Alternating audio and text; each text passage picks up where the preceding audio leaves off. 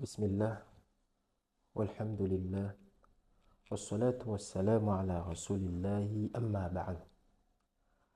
النبي صلى الله عليه وسلم kufamidika volany Ramadan izy amina faliany no mitsena zany volana Ramadan zay. Tsika nianty misy vahiny anankiray zay manandahatra manakaja aminao, avy izy misignaly zao ho avy anao fa manoma manao préparation fa viany zany vahiny manakaja aminao zay. Kaya zany Nabi sallallahu alayhi wa sallam zany la fatongavana volana Ramadan izy anisany hoe manao zany ino hafaliany faly izy amin'ny fatongavana volana Ramadan.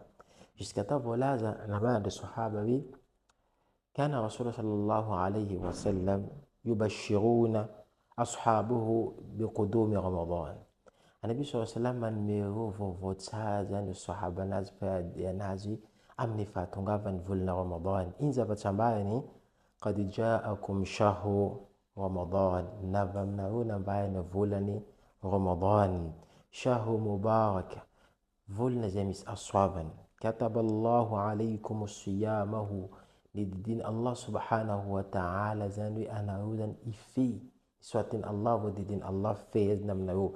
Fihi tuftah abwabul jannat, ay nisokafin Allah subhanahu wa ta'ala vavahan'ny paradisa jiaby zay. Ay am hadisy koa zany ay nifodiny Allah subhanahu wa ta'ala vavahan'ny afobe sava afaliny.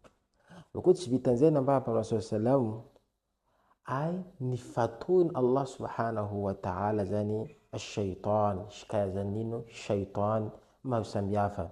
Ay fihi amin'ny andro anatin'le andro volana Ramadan io layla khayru alina zewi alina tsara min alfi shahr, mandilatsa mino 1000 mois. Man hurima khawruha faqad hurima, zeny olo zany tsy navitany profite mahalino matiantoka am alino. Io anisan'ny olo perita nambara Muhammad sallallahu alayhi wa sallam.